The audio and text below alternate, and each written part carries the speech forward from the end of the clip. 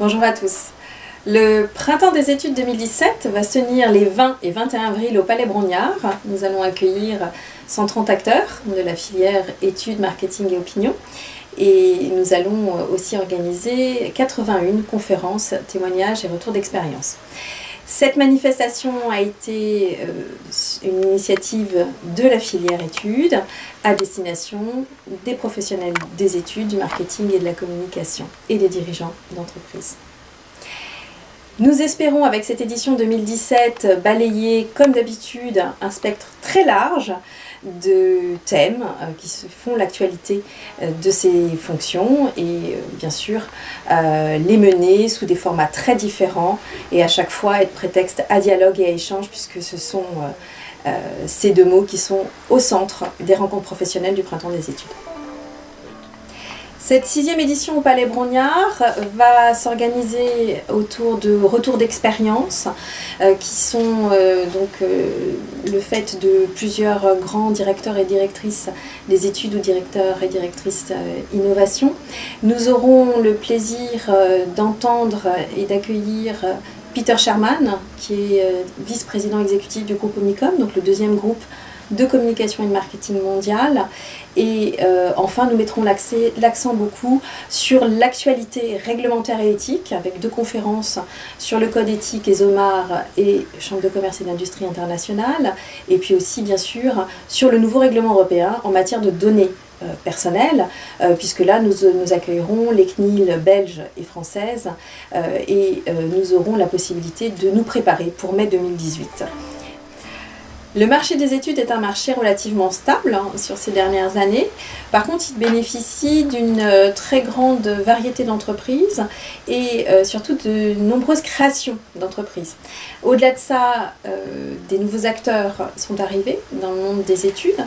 Et bon, bien sûr, la data au premier chef fait partie de ces nouveaux acteurs et on trouve de plus en plus de data scientists qui travaillent en binôme avec des instituts d'études, voire même des équipes de data scientists qui sont créées à l'intérieur des instituts d'études. Donc c'est un monde mouvant, mais qui de plus en plus se transforme et innove. Alors, le Printemps des études va se tenir bien sûr à 2 jours des présidentielles du premier tour.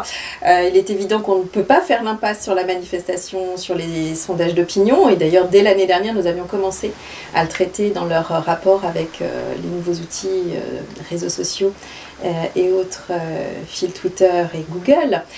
Cette année, bien sûr, nous parlerons de l'opinion, à la fois en présentant les méthodologies nouvelles qui ont été utilisées par les instituts, et aussi en donnant rendez-vous cette fois-ci en tête-à-tête avec des grands directeurs opinion dans l'isoloir pour justement mieux comprendre l'écoute qu'ils ont faite des Français, des citoyens, et aussi leur analyse politicologique justement à quelques jours du premier tour.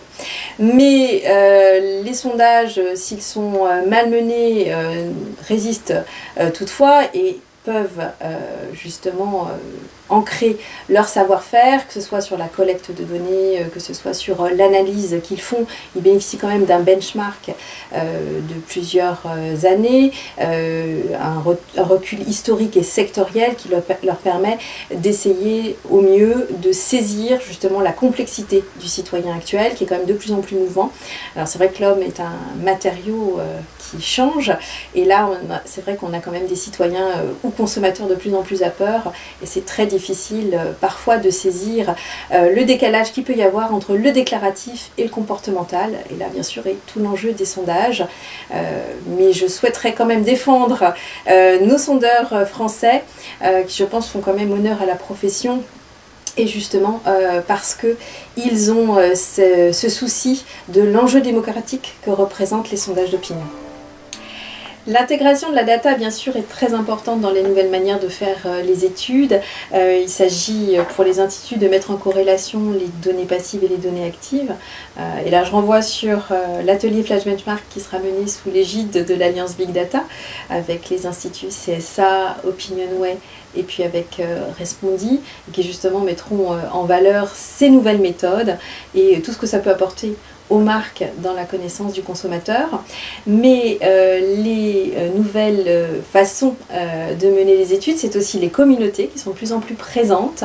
Ces communautés sont d'ailleurs de plus en plus pérennes aussi, dans le dialogue qu'elles ont avec les consommateurs et le fait qu'elles portent l'image de la marque. Elles, parfois aussi, d'ailleurs, ouvrent la porte aux collaborateurs de l'entreprise, ce qui permet de travailler les études de manière beaucoup plus collaborative en entreprise, qui est un axe assez intéressant, je pense, à creuser pour tous les directeurs d'études. Puis enfin, bien sûr, dans les méthodes innovantes d'études, on a de plus en plus référence à des études faites avec le nudge comme point central, ou bien encore le design thinking. Ça fait partie de ces deux tendances importantes qui, du coup, parfois ne donnent pas naissance à des livrables, mais plutôt à des call to action, ce qui rend les études encore plus intéressantes et encore plus ancrées dans la vie de l'entreprise. Je pense que l'avenir des instituts d'études se joue dans l'hybridation des savoir-faire auxquels ils font appel et qu'ils mettent en œuvre. On a des équipes de plus en plus pluridisciplinaires en institut, ce qui veut dire que l'on rassemble aussi bien des data scientists que des sémiologues, en passant par des spécialistes du comportement. Donc ça enrichit énormément la vision que peuvent donner les instituts à leurs clients, parce que ce sont certes des techniciens, et d'ailleurs ils sont garants de la réduction de l'incertitude chez leurs clients quand il y a une décision à prendre. C'est une vraie aide à la décision qu'ils apportent, mais c'est aussi des spécialistes sectoriels, ce qui veut dire que toute leur analyse est basée sur ce socle de compétences et de connaissances. Et ils vont d'ailleurs de plus en plus loin dans ce conseil, puisqu'ils accompagnent maintenant leurs clients de manière encore plus poussée, avec parfois des équipes qui sont montées sur un mode projet, qui vont réunir plusieurs directions de l'entreprise, et ça va aller jusqu'à l'innovation, que ce soit un nouveau positionnement de marque, mais aussi, et ça c'est beaucoup plus nouveau et très intéressant, sur de nouveaux modes de management en entreprise. Et là je pense qu'il y a une vraie spécificité des études qu'il va falloir souligner et suivre de près dans les années à venir.